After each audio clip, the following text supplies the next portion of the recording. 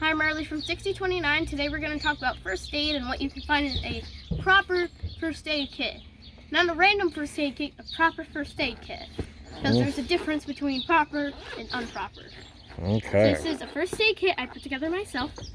So first I'm actually going to talk about, I have a notebook and a Sharpie in here because let's say somebody started to have a seizure or something and want to write down what time it started, when was the last time you had food, and a whole bunch. And you also want to write down what time it ended, what symptoms they had. And why do we want to write it down? So we want to write it down so we don't have to be like, well, I think. And so also when the ambulance comes with the doctors and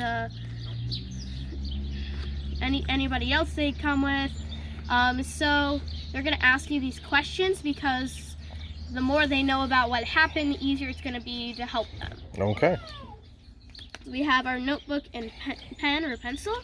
And we actually have gloves in here. The reason why we have gloves is because let's say they had something stuck, got something stuck where their wound was. We want to be able to pull it out, but don't ever reuse the gloves you used, because you don't want to get, maybe they got bloody. You don't want to use your bloody gloves on somebody else. Okay. You could actually get them sick. So we have 2 pairs of gloves. So these are these were moss skins. They're really big though. It does not look like moleskin. What is it then? Let me see.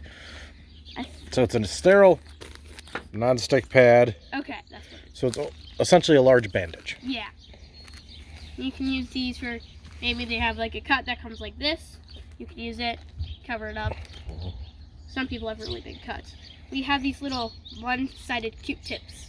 So we use and reuse this because you have to always clean the wound. So no dirt, and make sure there's no dirt and bacteria in it so it doesn't get infected and worse. So sometimes you dip it in alcohol, or what I would do is I'd actually get it wet and put I'd actually spray on non-stings cleaning spray. The reason why it says non-stings because usually when your parents spray it on, it really stings. So it's without the sting, and I just rub it where the wound is, and that cleans it off to make sure there's nothing in it.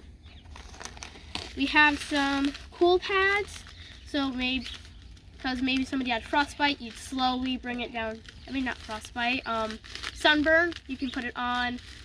Maybe they hurt the back or something, and you can put it on so it'll help cool it down and help relax it. Yes, it's for cooling people down when they get too hot. There's some bandages in here, and these are to help keep the bandages on. Nope. It's a different type of bandage. Yeah. You can use that on the forehead. It helps close up large cuts. Yeah. Then we have an alcohol pad, also to help clean up wounds.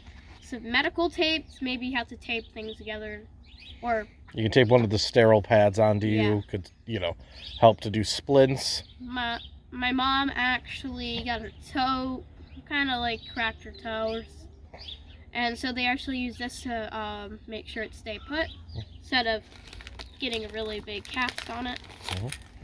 Another cooling pad. We have a bandage. You can wrap it around so maybe the band-aid isn't sticking on. You tried using the tape and it's still not sticking on. You can use the bandage to wrap it around. And then here is another cold pack. Found a lot of cold packs laying around.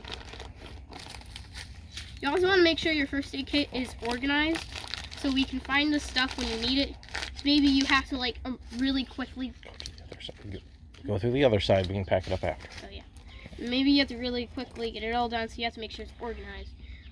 Okay, this is the moleskin, isn't it? I don't know. You tell me. Let me see. I'm sure it said moleskin on it. No, somewhere. this is more of like the sterile pads. Oh, yeah. Okay.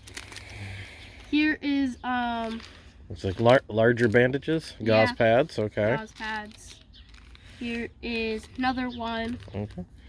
Another gauze pad. You don't have to go through every individual item. There's a large Band-Aid. Yeah, a lot of Band-Aids. I can always find Band-Aids. Some more sting relief stuff. More bandages. And some more cleaning stuff. Some more gauze pads. And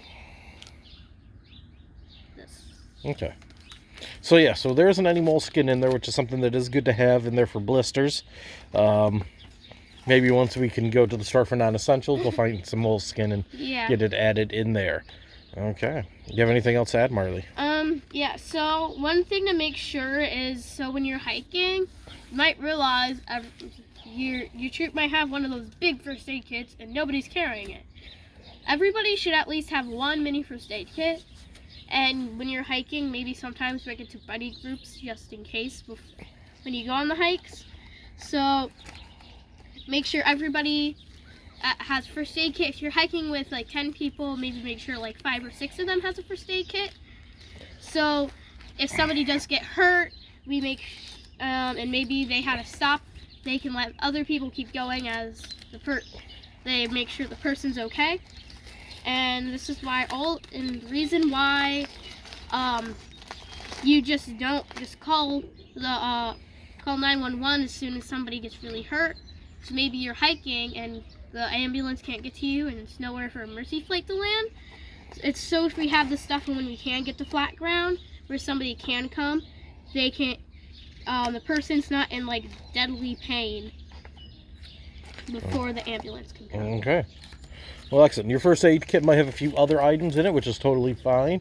Put up your list on what's in your personal first aid kit, and we can compare, and maybe there's some items we can add from that. Well, thank you guys, and we'll see you later.